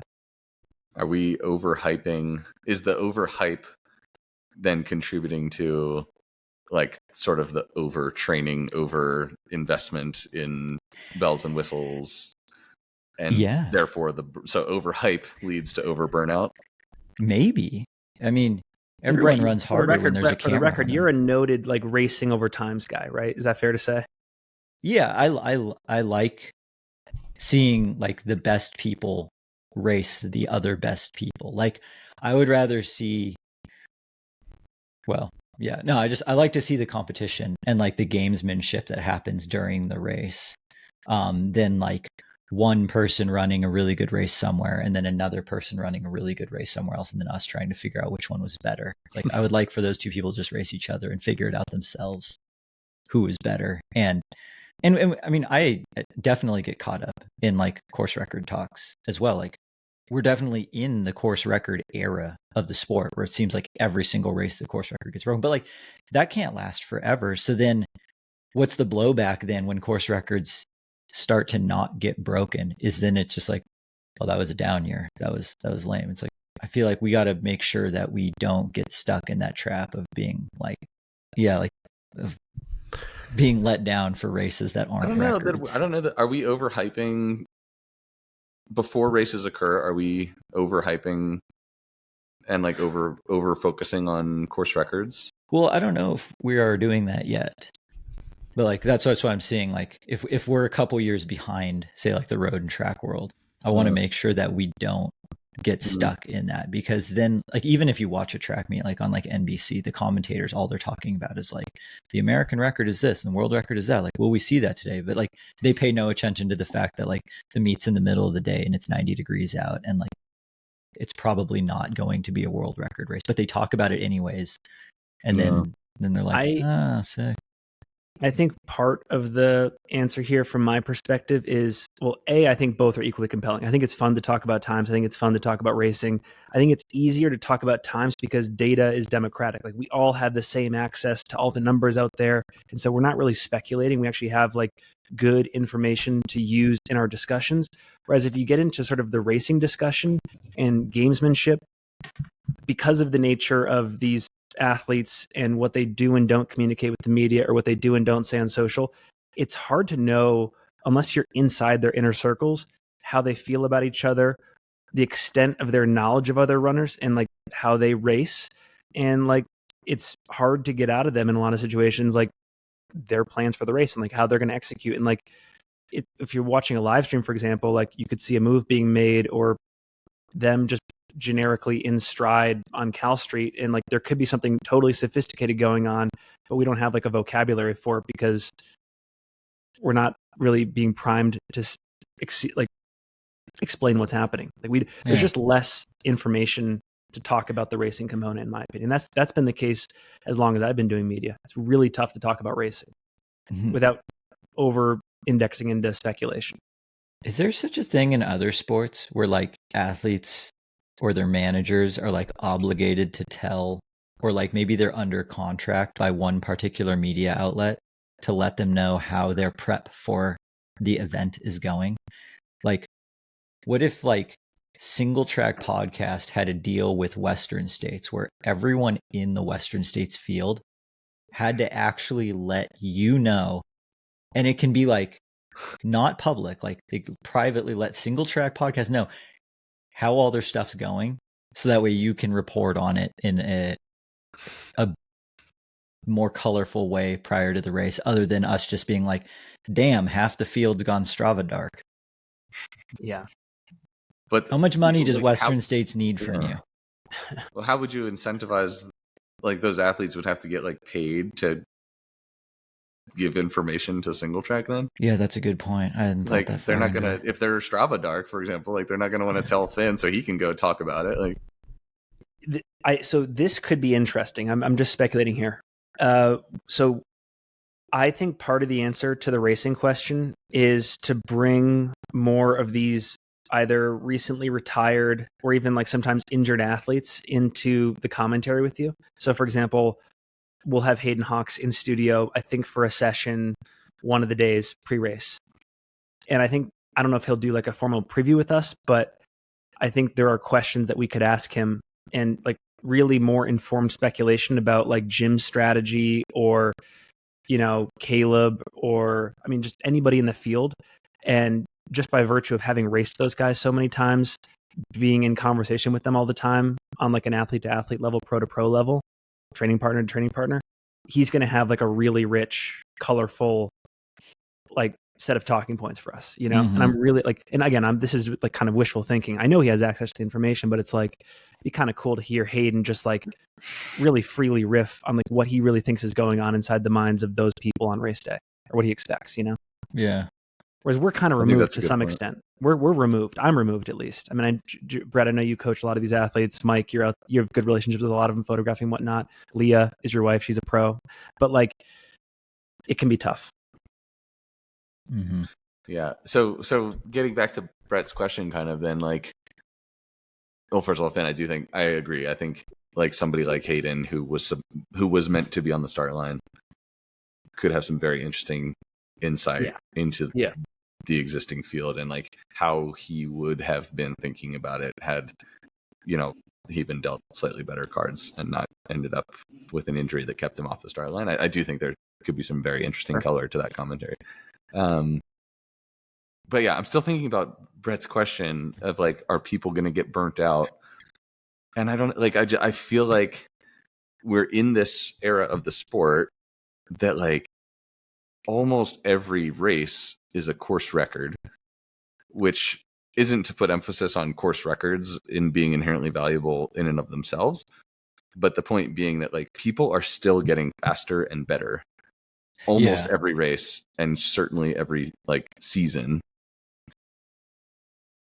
And so it's almost like necessary, right? To like figure out every stone that needs to be turned, every little trick or competitive edge that can be gained here and there. And like, so we might not be in the burnout area yet. I don't like, maybe it's still interesting enough and like there's enough of a carrot. I don't know. But that being said though, like when you are devoting even more resources, both like energy, personal energy resources and time and otherwise to something, like presumably the risk of burnout increases. So maybe we see both. We continue to see more burnout, but also more improvement. And it's kind of like survival of the fittest in a way. For sure. Yeah, I mean, we've talked about this on previous episodes before, where it's like, can you be competitive in the sport in this day and age and still work a part-time job or a full-time job? Like, do you have to be a full-time professional? And it's like, it just really seems like there's a whole lot of extra crap that you need to be doing if you want to win these races. And I don't know how you do that if you're not a full-time professional runner at this point. It's getting more and more, it's going more and more that direction literally every year, I think, like using Western States start list or results as an example. Yeah, like there's more more full-time supported pros more and more in the top runners. 10. Yeah. Finn, what do you think?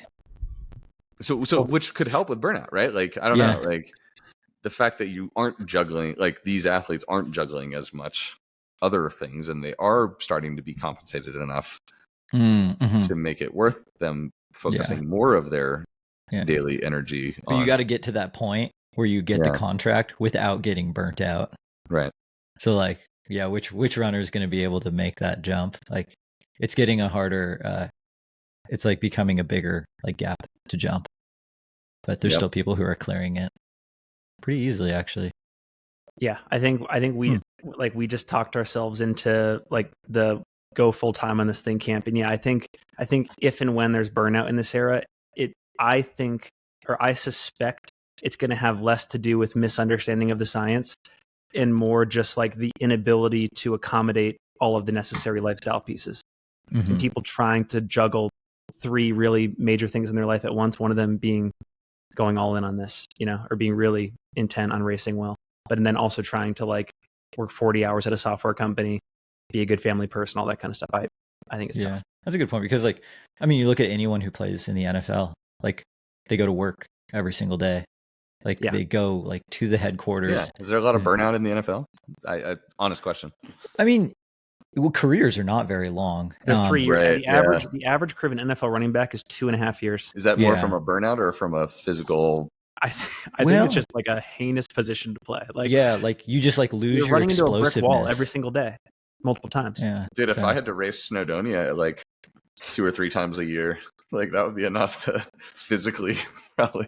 Yeah, which that's actually a really good point you bring up as well, is like, as a professional athlete, having like racing minimums or like pieces in your contract where it's like, if you're going to run for us, you need to be on the start line of like this race and this race, or this race. And it's like, now you have these races that you have to go do.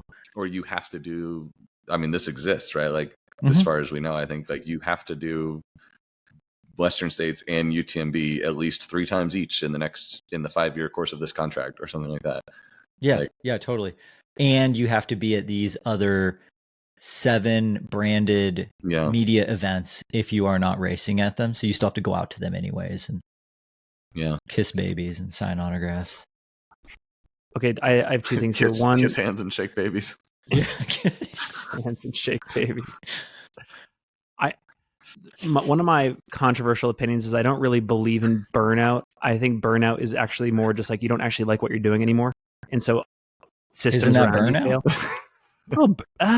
Well, no, you're right. There's like the endocrine the system physiological, burnout. the endocrine stuff. Yeah, I think it's more. I think what comes first in a lot of cases is actually you don't really like what you're doing anymore. Like motivational burnout. And then like there's like this psychosomatic piece, and then there's probably like the physiological response. That's just, again, that is not rooted in science, but like I've kind of like intuited that. Yeah. But I think what helps in other sports is you have a pretty clear timeline of how long you have to devote yourself to it. Like in the NFL, 5-10 years, baseball, like 10-15, basketball, 10. And I think in ultra running, it's weird because you actually could theoretically make a career go for like 30 or 40 years. Like, to some extent, Carl Meltzer in like pro and then influencer form has done his job for, since like the mid 90s. So I think that like that's pretty daunting to know that you'd have to go that long to keep it going. Yeah. So that's a good it'd point. be cool if things were more defined. It's hard for me. Yeah, it's a tough topic because it's hard for me to imagine getting like burnt out from running because you love it so much. I just love it, dude. No one loves it more than you. That's probably not true. Well, that might be true, actually. I think it's pretty true. I think there are plenty of people who love it as much as I do. But you went running like the day after Snowdonia. Dude, that was more exploratory. Dude. That was like the just wanting to explore. You were moving your feet on a decline in a way that looked not too bad. You love running more than me and Finn. Yes, I believe that was the conclusion I got from that. I was like, Mike likes running more than I do. So it's hard for me to imagine getting burnt out from running, but I could see getting burnt out from like, sitting on a stationary bike for 2 hours in a paint suit. Yes, because like you really like running and you like exploring. What if now your job is to win races and the equation for that is not always just running and exploring? Like what if like a lot of the cycling world, they get the best quality workouts on the bike trainer indoors because you can control those variables. What if like that ends up being the case with treadmills for us, where it's like, yeah, you could go run up the mountain, but you're actually going to get a better quality treadmill or like workout in your garage. Yeah. And you have to go do that. Like part of the reason I love running is because I love seeing if I can get better, and I love seeing, how well I can do at a certain goal or achieve a certain goal that I set or whatever. But I'm not incentivized to do that. I don't get paid to do that. So like if I got, I want to get the best out of myself by doing things that I love to do. Mm-hmm. So I probably would burn out from if somebody was like, if I felt like contractually obligated to be doing all kinds of other things that I didn't explicitly or intrinsically love to do. Yeah. So I could certainly see that happening, to your point, Brett. Yeah. Yeah. Might have a whole new generation of professional trail runners that are like really good at racing trails, but like don't actually like mountains that much. Yeah. That's like the sport's worst nightmare right there. Just the people that are best at the bike trainer paint suit. Yeah, they're like really athletic and like good at endurance, so therefore they can win races like Western States and UTMB. Right. But it's like, I mean, if I was good at something else, I'd just go do that too. It's like whatever. Yep. I'll add this is like an open question for the audience. Maybe it's a Liam Aid Station Fireball research question, although it's kind of subjective. On this topic of like longevity, it's fascinating to me how long Killian, Jim, Courtney have been at the top in their best. And I want to know, like, as the sport continues into the future, and obviously like they decide to retire, whenever that happens, will we ever see as long a reign at the very top? Like you could say that Jim is like undisputably the best, ultra runner at a few distances. Killian, Courtney, like they're the best at what they do. And how long, like, will we see similarly long reigns in the sport in the years to come? I don't think that many. Just quick interjection. I don't think you can put Jim in Killian's category when you're talking about longevity. Well, let's see. Killian's at what, like 16 years now? At least in terms of ultra running. Like Jim's at like 7. I know Jim's been running his entire life. No, Jim is at. I mean, he made the wrong turn in 2016, so basically Jim's at like 10 years. Yeah, Jim's at 10. Killian's at 16 or 17. Yeah, that's Courtney like a 60% is also around difference. 10 at her height. Yeah, it is a big difference. But still, like, but Jim has been he's been an athlete his whole life, and he's not. And we've been predicting the downfall forever, and it hasn't come. Yeah, like I would argue that Jim wasn't the best until like 2018.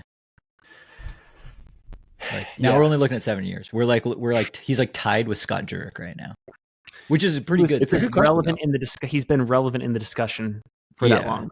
Yeah. Which and same with Courtney. Yeah, it seems impossible that this kind of longevity at the top tier is going to be possible, just with how fast everybody continues to get better and better. It seems impossible to imagine, but this sport never ceases to surprise me, I feel like. Yeah, it seems like there's always going to be that one like genetic freak that also really likes doing all of these things, which got like, I don't know, I kind of put like Courtney, Jim, Killian in that group. Like they're not like average Joe athletes. Like they've got the pro athlete gene, like whatever that is. Like they definitely have that and are like using it very well. Like it's pretty much the only reason why I'm not as good as Jim. Just don't have the gene. I just don't have the Jim gene. Yeah. Or I guess one of the questions for me is, if you looked at each era of the sport, were the reigns of dominance relatively equally as long for that era's people? You know, like I feel like Scott, like Antrace and Scott.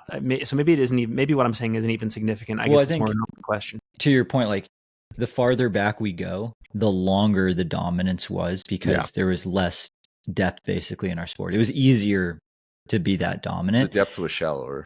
Yeah. So like 14 years. A tidal pool. Yeah. Like 14 years from 85 to 99 might be the same as like 7 years from 2000 to 2007, which might be the same as like 4 years from 2012 to 2016. Ooh. Which might be the same as just 1 year in 2025. Yeah. Like if you can just win one of these big races ever again, like then like you're one of the GOATs. Which like kind of like if you win the Boston Marathon, you're like immediately into like they're one of the best marathon races of all time because they won Boston once. Yeah. So I think that's valid to say about Western States, UTMB. Yeah. Yeah, like if you're in the Hall of Fame, like the Ultrarunning Hall of Fame, if you win one Western States or one UTMB. This would be today's age. Jim has 4 wins, right, at Western States? 2018, 2018, 19, 21, 24. Yeah. So this year, if he won, it would be his 5th win. Yeah. Is that more or less impressive than Scott Jurek's 7 in a row? A slightly broken 5. It's hard to compare, right? Different era, different technology. Different... That was just a long run archives quality question. Yeah. But I just don't. It's hard to imagine anybody. This is to answer Finn's question. I think like it's hard to imagine anybody ever winning Western States 4 or 5 times again. Like starting now, that's very difficult to imagine. Yeah. Let's mark that clip because that'll be a really good one to come back on to see if you were right or wrong. Because I think I agree with you, Mike. I think it's going to be like repeat champions. I think are going to be like few and far between now. All right, let's go with my topic and then we'll finish with Mike's. Mine is more like an interesting internet find, and it actually does piggyback off of Brett, what you were saying. So I have always been a big fan of track and field, and I was always an avid follower of Tin Man Elite and listened to this. The podcast is called Fast People. It was sort of an exit interview for Drew Hunter with Tin Man Elite because he left the team at the end of last year. And then he put out a blog post. It was sort of like a farewell reflection. The title, which I thought was clever, quote, "Not with a bang, but with a whimper." And it just talks about, well, the reason I love it so much is it's this really interesting postmortem on both Tin Man Elite and the unique way that he entered the sport, because he was one of those individuals that decided to forego college and go straight into the pro scene. And in both the interview and in this blog post, he kind of talks about how awkward that was and like what led Tin Man to form. And he has all these interesting insights. And I didn't realize that he had a full ride opportunity to Oregon. He turned down a full ride at Oregon to just like jump into it with like no training partners and like do the pro running thing. But one of the things that he laments in both this article and in the podcast, which I think is cool for this post or this conversation, is it's crazy to think that we operate in a sport where if we're saying that college is the amateurs and post-collegiate is the pros, the amateurs have better facilities and general access to like training, strength, mental performance than the pros do. Like it's totally backward. Like Drew was like, I foregoed literally 4 years of red carpet treatment as an athlete. Like if I could go back in time, I totally would have done, or I think I might have done the Oregon thing because of not just like the camaraderie piece. Like I love training with people like more easily, but also like objectively speaking, it really actually sucks lifestyle wise to be a pro in running. Unless you're an amateur, like you're in like the D1, like Brett at Southern Oregon, you might have had better facilities than, I don't know, maybe like, dare I say Josh Kerr, like what he has to cobble together on his own dime. That's probably not the best example. Southern Oregon University is. What'd you have? Yeah, what did you have at Southern Oregon? I mean, we had all the normal stuff. Like I had access to like athletic trainers, like basically anytime, like during the day. Like I had ice baths, I had hot baths, I had, I don't know, tape. I had a gym. What else? I don't know. Track. Free coach. Free coach. Yeah, coaching. Free training partners that all met at the same time. Yeah, great teammates. We all, were pretty much forced to operate on the same training schedule because we were all like basically in the same timeline of classes. So then, you always had practice. Then I always knew I was going to run with someone at like 3:30 every day. Whereas like, then like once you graduate or, you go pro, unless you're in like one of these few pro groups, a lot of what you're doing is pretty solo and you like, got to go do stuff on your own, which to Drew's point, could definitely get a little lonely, especially if you now look back and be like, dang, he took a lot of money. I mean, the reason he didn't go to Oregon was because like the contract that Adidas was offering him was worth more than the full ride at Oregon. But well, gosh, I mean, we're going down a big rabbit hole. I was like, well, today you can kind of have both with like NIL deals. NIL, exactly. But yeah, no, that's really interesting about how if like he were to go back and do it again, he might take the college route. And then also the weirdness of him starting a training group and then leaving it, but that thing continues to exist beyond him. And just like the weirdness that he feels about that was really cool to read about, like to get that insight. It was kind of like the article that I wish someone from the Coconino Cowboys wrote. Yeah, because like he's not in Tin Man, but he like is more or less Tin Man. His mom is his mom still coaching Tin Man Elite? I actually don't know. I know it's he said it basically they're explicitly focused on the marathon. It's basically a marathon training group now. Because it's been a lot of the same people for this whole time. It's not like I think their flag guy is like Reed Fisher. Like it's all built around Reed now. So that's interesting. Anyways, how does this? That was mine. How do you tie that? Read. We'll link to it. It was a great blog post. Are there any parallels that you can like throw this into with trail? Well, I mean, I'm just thinking about like all the people that I know. Like for example, like Mike here in Salt Lake. It's just like going over to Caleb's house, for example. It's really cool to see like what he has built for himself. Like just like the system he's built out of his house. OUSE. What he has built from his house, which resembles like state of the. Again, this is not saying a ton, but like state of the art for trail. Like he has a weight train. He's got a sauna. He's got all that. The bike, the treadmill. Right outside his door is very supportive wife. Very supportive wife. Would it be nice? Cool what up, Morgan? What up, Morgan? Would it be nice though if he didn't have to do that and instead he there was a crew of 12 people down there and like, Nike had an entire facility down there that was even better than anything he could build in his house? Well, that's what I'm saying. It's all like for the best athletes in our sport, it's still largely DIY. Yeah. Like you have to, it's like a solo, like, yeah, sure. Maybe like a brand gives you money to do stuff, but like you're still putting it in your basement and confined to those parameters. Anyways. Yeah, that is interesting. Mike, what's yours? What are we closing with? What are we closing with here? Oh man, this whole time I've been like bouncing around which of the like 2 or 3 or 4 things in my head I want to bring up with you.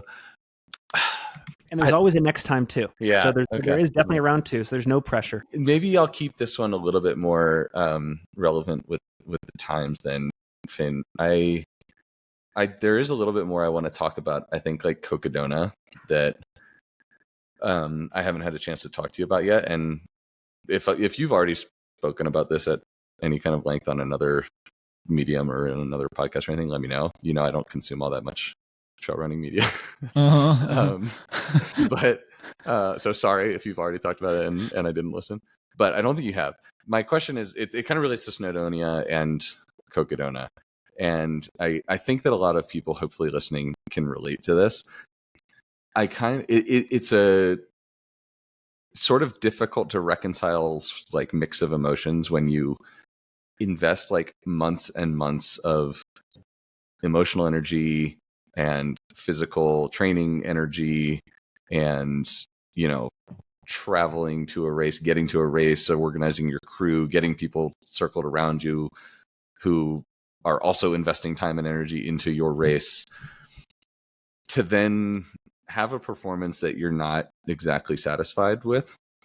And I guess my question is like, how satisfied are you with your Cocodona finish and performance?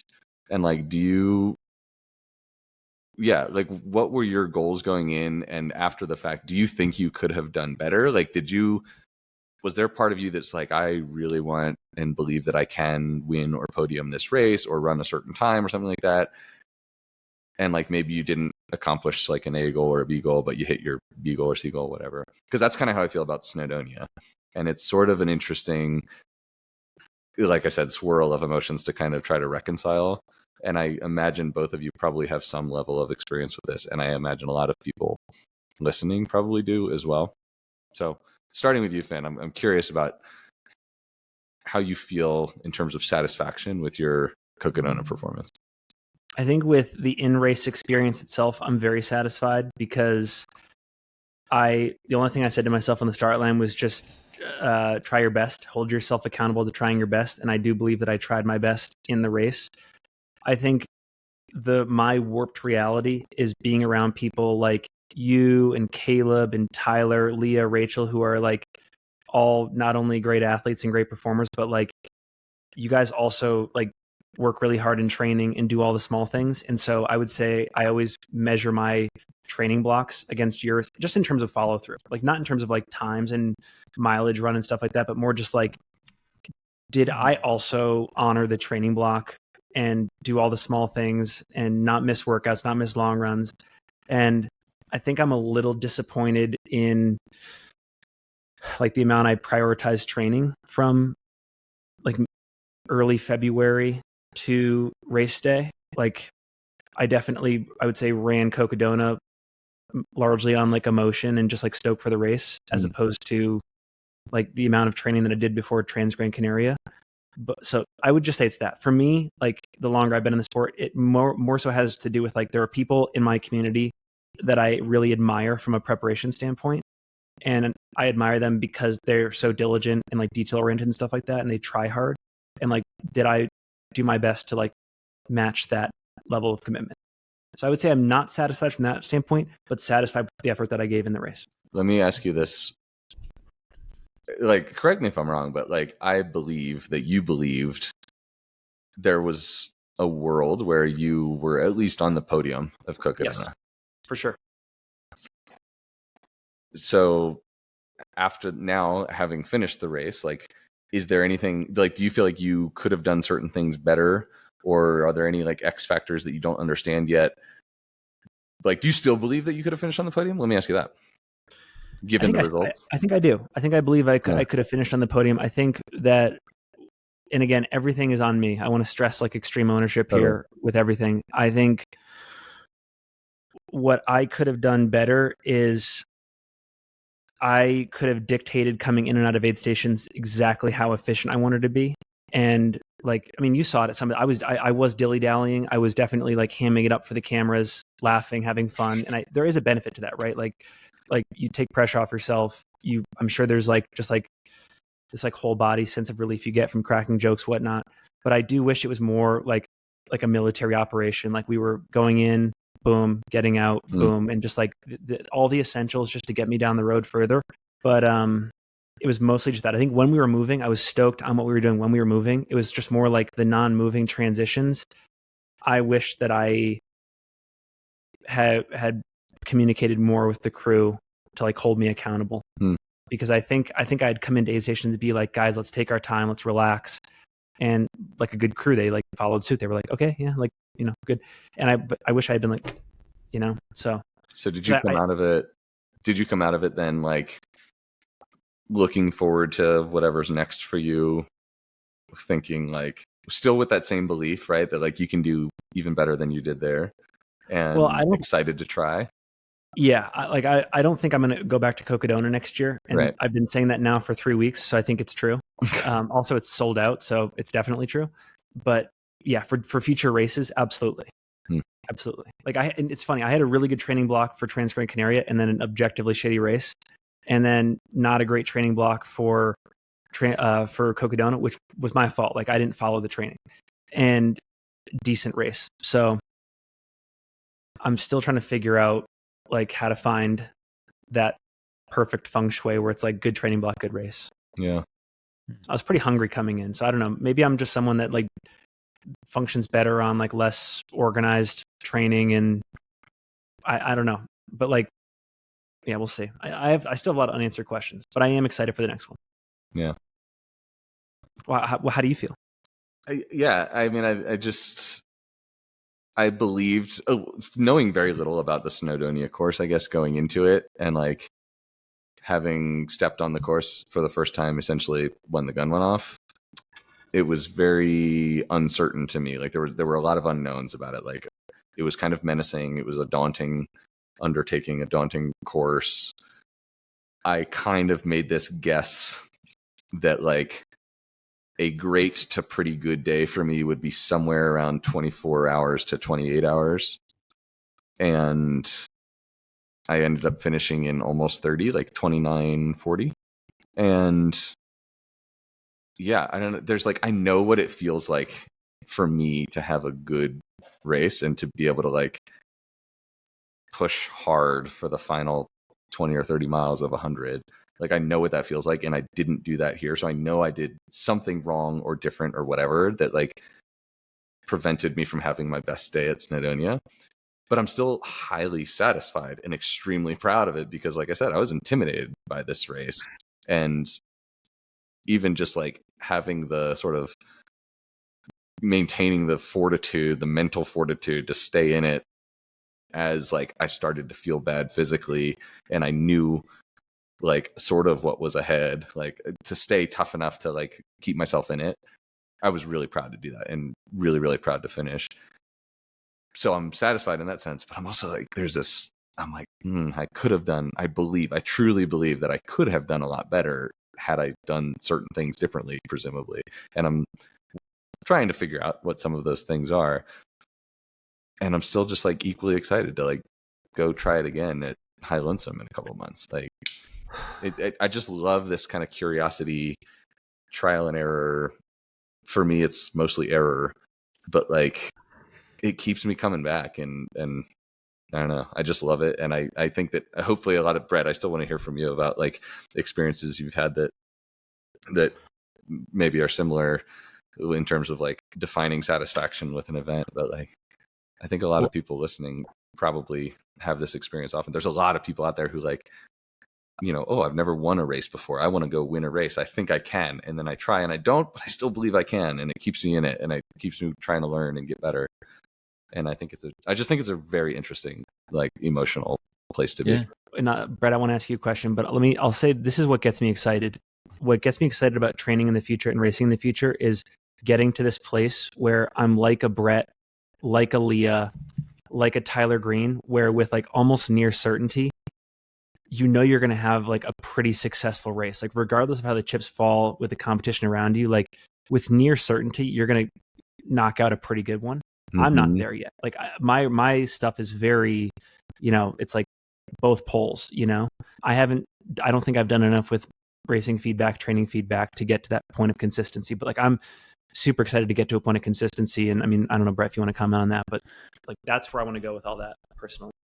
Yeah. I mean, I think the art of training for a race and then doing the race, it's like, yeah, like you're allowed to always feel those feelings of like it's very, I think you should be validated. Like you can be satisfied with how you did, but also unsatisfied with how you did at the same time. Like I think it's okay to feel both of those things. And like, yeah, I think the important thing is to not go too far off the deep end of like nitpicking every single detail. Cause then like the further you get from the race, the easier it is to like make stuff up positively or negatively about the training block. The further we get from the race, the less technical it was, the less difficult it was. Exactly. And that's one thing, like, I guess that's one thing that differs from me to the two of you is that I've started a lot more races because I ran track and cross country through high school and college.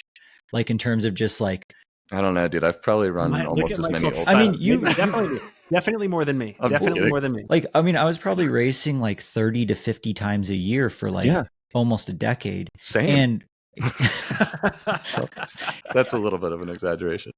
So, but like the reps of, well, I guess the one thing with like the track races and stuff is like the short races, they're easier to analyze. And like, it's not so much maybe like a massive mistake in my training. Like you might see that over a whole season, but over one race, it might just be like one tactical thing here or there where I get to like talk with my coach because they just saw the whole thing and they're like, maybe like talk about it for like 15 minutes or whatever. But the practice and the reps of going through that, I think has helped a lot in regards to the way I like set up goals and expectations going into races where like you had said, like, I think like having like A, B, and C goals is super important. If you're like, I'm going to win this race, and if I'm not winning this race, then it's a fail.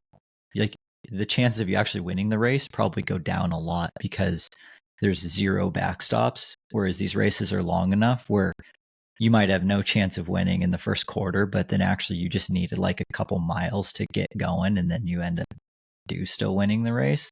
But you might have completely foregone, like mentally thrown away that chance midway through. But I guess, yeah, it's cool to have. I think it's exciting to have races that you're not fully satisfied with. Like if every single race you're just like, that was amazing. It's like, well, then maybe you should be setting your expectations higher, or you've like found the perfect, like you've unlocked the code. But I think there's something really cool in the whole art of like, you tried to paint this picture and you still painted a picture, and it maybe wasn't exactly what you envisioned initially, but then you're looking back and you're like, no, that one's actually still pretty cool too. But I'm excited to paint another one. I like that analogy a lot. Yeah, I don't know. It's kind of the like frustration and difficulty of like, and this would apply to Finn and Cocodona too, like of putting so many eggs in these like 100+ mile baskets, right? Like, because I have now theoretically, I was talking about Leah about this the other day. Like now, I haven't had a personally like very satisfying race in like over a year and a half or more, I think. Like, but I'm still trying. I'm equally excited now to go recover and train for high lonesome and try again in a couple months. Like, but it's sort of like, I think it's really cool, and I hopefully people listening to this like also think it's really cool and realize like if they're putting their baskets in these like once or twice a year, or putting their eggs in these once or twice a year baskets, like it's a really cool thing to do, and it's a really cool thing to try. And it's just like, it's like Ultrarunning is playing the long game.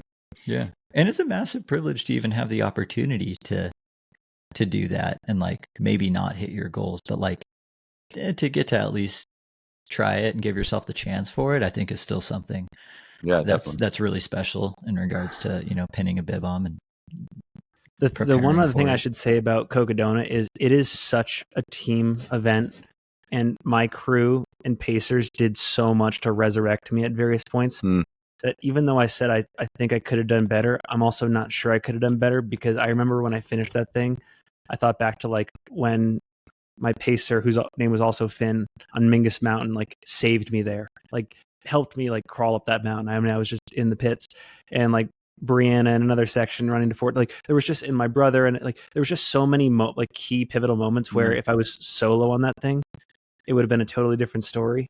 So yeah, I want to reaffirm that like the crew was huge and really got me to that result. I'd like to think I could have done better, but I'm not sure. So, well, I know this was a very like kind of more philosophical, less concrete topic, but I think it's good to think about. One other thing I want to say about Cocodona, dude, like my experience. So yeah, I was at Cocodona for the first time this year, and that was the first 200+ mile race that I've been at and been able to witness in person. It definitely changed like my perspective on the 200+, and like I don't know, it changed my perspective on sort of these really long or really difficult races, and I think Snowdonia did as well for me. Like, dude, like Finn, I think what you did there, having seen it, that's like an elite athlete. It's really good. It's like, really, really good. Like what Rachel and Tricken did, is like, what Rachel did was insane, dude. I am so impressed. Where like without having not seen those kinds of things in person before this year, before a few weeks ago, I was like, okay, like it's 3 days of running, like a lot happens. There's like, I don't know, like, it is an elite in terms of like toughness and resilience. Yeah. Maybe not fitness even, but just in terms of like toughness, dude, that is an elite accomplishment. And like, yeah, like I'm like Rachel, for example, that might be a Courtney level performance. Like, I'm not sure if Courtney stayed in that race, like she would have won. Right. Yeah. Right.